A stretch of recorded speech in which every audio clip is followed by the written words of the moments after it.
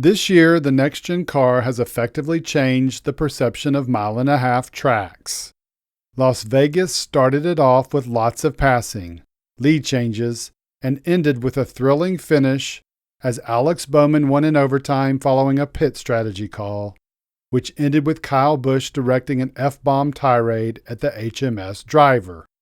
A couple of weeks later, it was the same thing at the newly reconfigured Atlanta Motor Speedway. Passing, lead changes, and William Byron holding off Christopher Bell and Ross Chastain on the final lap, with a pack of cars crashing and crossing the finish line right behind. Kansas, same thing. Another exciting finish as Kurt Busch earned 23XI Racing its second win, out-dueling Kyle Larson for the victory. Because the entertaining racing action and dramatic finishes had become such a consistent pattern on the mile-and-a-halves with the next-gen car, most everyone thought the results would be the same at Texas Motor Speedway for the All-Star race. Unfortunately, it wasn't. From the pole, Kyle Busch jumped out to the early lead, never looked back, and easily won the first stage. Dale Earnhardt Jr. took to Twitter and expressed his displeasure with the lack of action. Stage 1 was about as fun as a rice cake, he tweeted.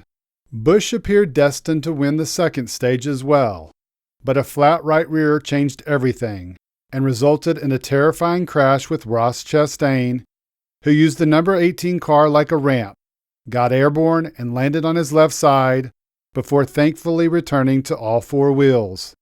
He concluded by taking out Chase Elliott in turn 1.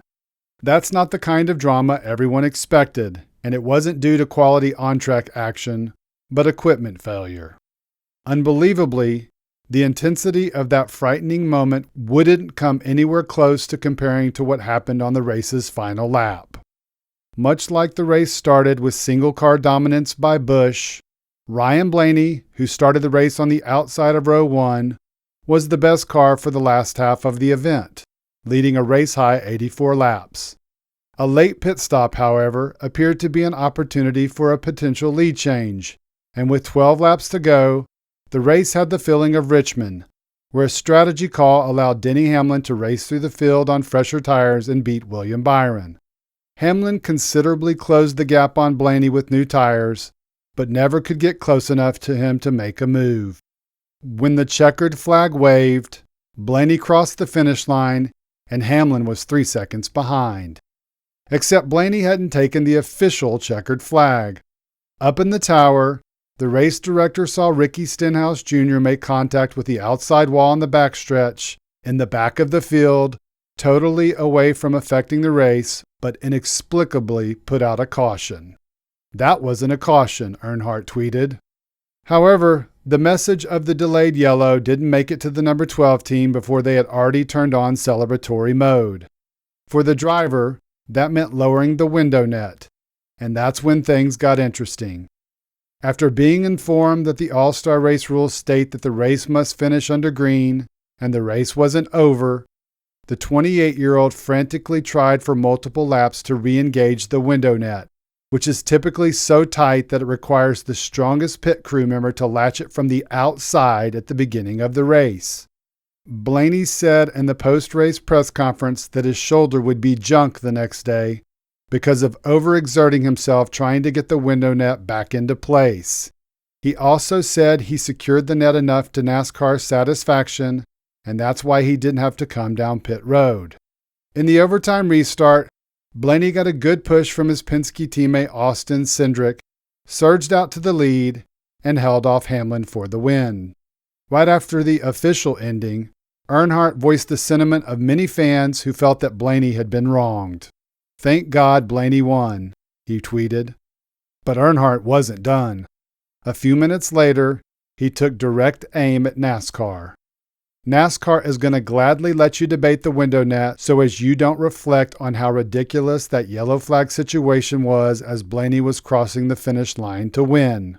After the race, due to the controversial ending, NASCAR made Senior Vice President of Competition Scott Miller available to answer questions from reporters. Miller acknowledged NASCAR got the late caution wrong. So obviously I think, everybody, knows that we probably prematurely called that yellow flag. The way that works in the tower is that we're all watching around the racetrack, and we make obviously the race director who has the button and makes the call is the final say of when the yellow gets put out. We all watch, and we saw the car and mentioned the car against the wall, riding the wall down the back straightaway, and the race director looked up, and I'm not sure what he saw, but he immediately put it out. So wish we wouldn't have done that, but we did that, and we'll own that we probably prematurely put that caution out. Miller was also made aware of Earnhardt's tweet, suggesting that NASCAR would be happy for fans to debate the window net and distract from the late caution. Miller responded directly to the Hall of Famer's remarks. No, we're not. We don't deflect from anything. We pretty much own what we do. So I would have to dispute the Dale Jr. quote. To its credit, NASCAR owned the mistake, but it's a mistake that should have never happened.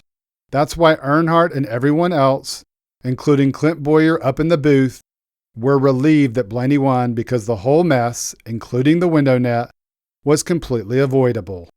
Unfortunately, the 2022 All-Star race will be remembered as a night when the first mile-and-a-half track in the next-gen car failed to deliver, and NASCAR's poor judgment at the race's end, unintentionally or not, manufactured a fake drama that turned off much of its fan base, including one of its biggest ambassadors.